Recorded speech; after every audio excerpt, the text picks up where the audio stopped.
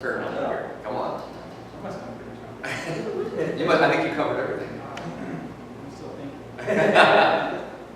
Is there a mistake that a first timer will usually make that you haven't covered? Yes. Share one or two examples. I have one forever. First timers.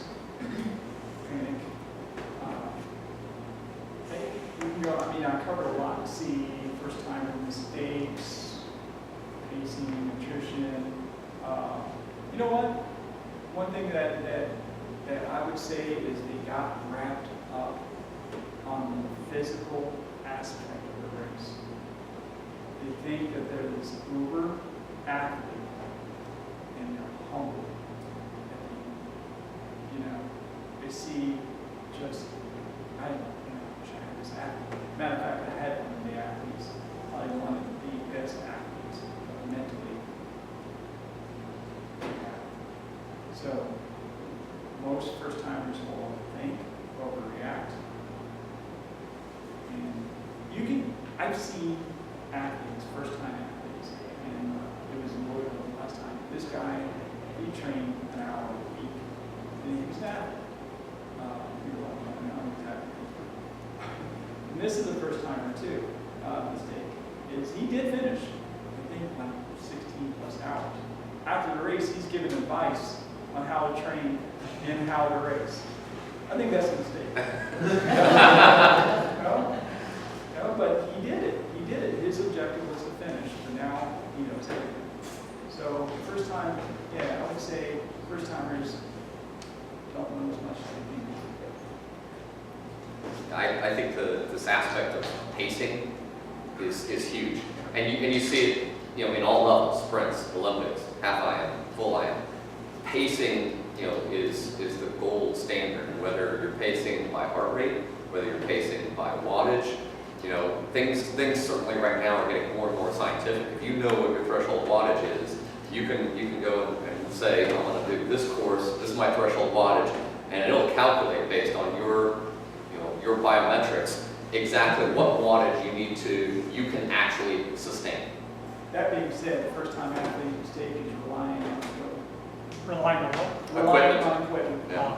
When that piece of equipment saying that you're breaks. going whatever, don't race your race.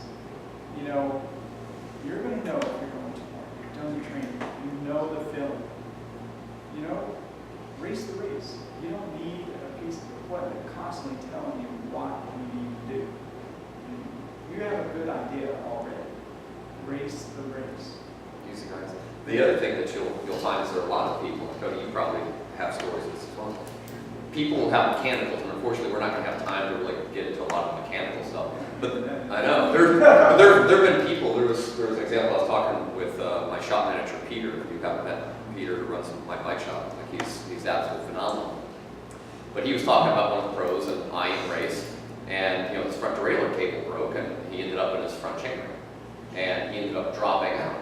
And in that moment of panic, if he really thought clearly and thought to get a screwdriver and basically dial his front derailleur out, he could have locked it out into his front gear and been absolutely fine. There are a lot of ways to kind of think through, mechanical situations. You're supposed to certainly be self-supported, right? But there are ways, that you can finish a race or ride, those types of things, by being smart, being prepared, having the right, kits in terms of, multiple CO2s, having a good variable head, having, good tubes, having your bike thoroughly checked and gone over, and things are in good condition. New type of all those types of things. But invariably, race day situations happen. And one of the other areas, and what we'll probably do is we'll put out another clinic for just mechanical stuff. Because again, I think we've been really blessed with having Eddie and his family's time here tonight. But as you guys see, this is a free clinic. We're going to do a lot of these types of free clinics because we want to teach. We want, this is more again than just you guys coming in here and us showing you, hey, this is the workout you should be doing.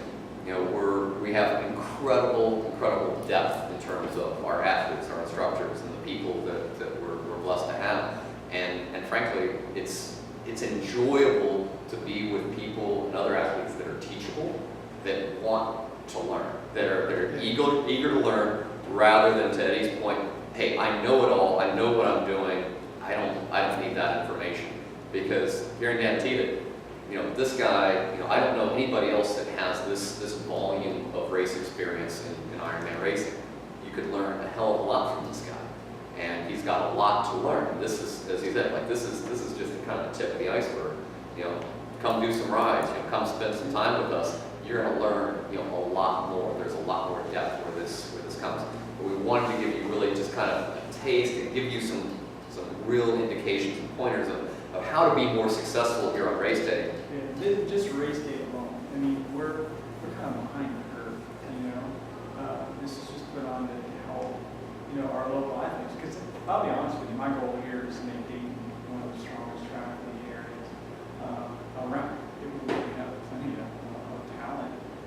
Again, that's why in 2017, I've already established from Dayton to Cincinnati with our team, and now I'm trying to move more in Dayton.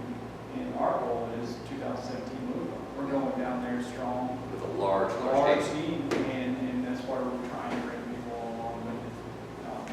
And it's not. I always am very passionate about it. I want people to learn, and I want the sport to grow. I was laughing earlier, you were talking about mechanical ice. When we were in Hawaii, I remember Norman Sadler. We're being put tired.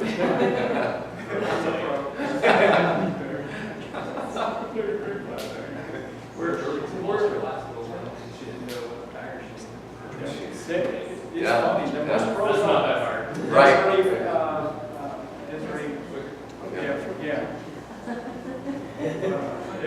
But here we are in a luau in the awards banquet, and you come in and they play the night.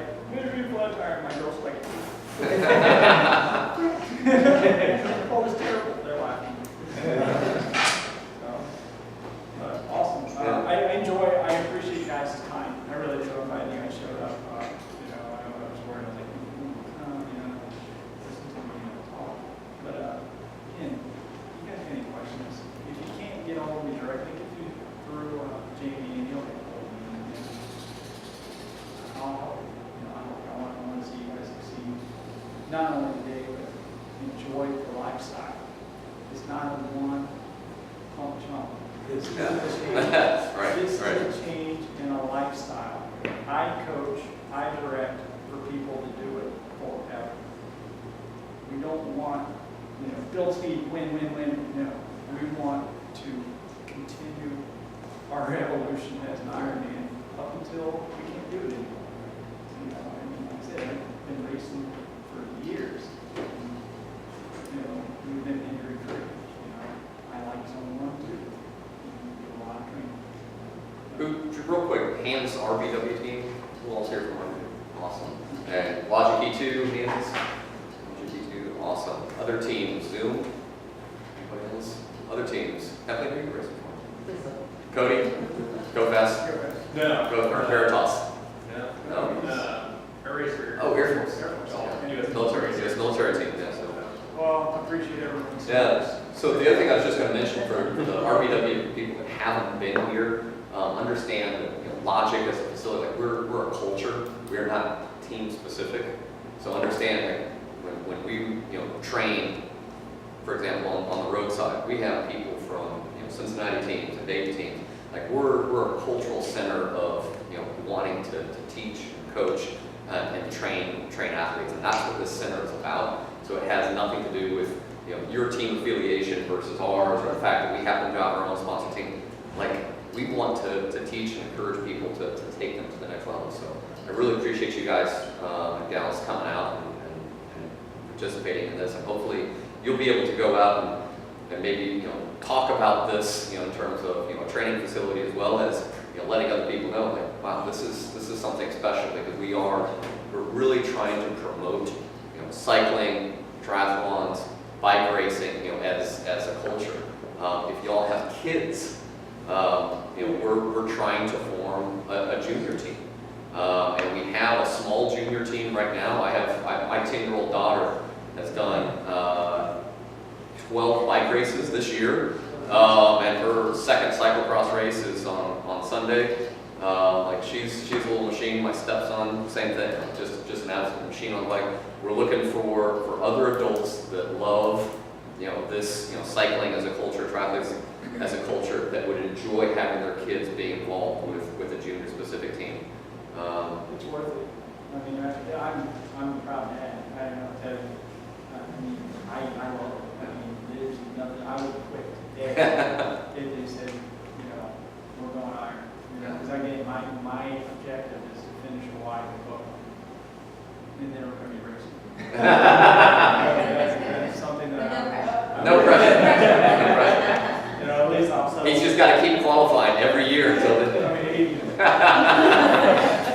I'll still go. But I mean, it is, for parents, it's such a thrill. And not only is it a thrill that you get to watch them, but you can actually train them. I can school, like our little girl, she's a runner, so it's tough to keep up with. But yeah, and again, I'm always, that's how I talk to them since day one about the youth program. It's needed. It's needed. I see some of these kids today. There's no mentor, there's no drive, there's no passion. Lots of video games and TVs. Pokemon Go. Right. And I think that's the thing. So I mean, if it would be so meaningful for you all to make some posts on your Facebook account, on ours, cross pollinate, letting people know, hey, this is what we're about, and letting other people know about it. We'll get out of here in a few seconds. The last thing I was just simply say, when I started riding and racing bikes when I was 15 years old, after my first race that I won, this was down in San Antonio, Texas. There was a large junior development team of about 12 juniors between essentially 14 years old to 17. And I was asked, after winning this race and beating their top riders, I was asked to be part of this team. And we traveled the country. We were fully sponsored. I was giving, I'm not bragging, I'm letting you know this because I was given a gift. All right, I was given the tools, I was given the coaching, I was given the mentorship, the camaraderie, the culture that made this a lifelong passion. And I'm here wanting to basically recreate that, because I want to give that back and give other athletes, other kids, that same opportunity.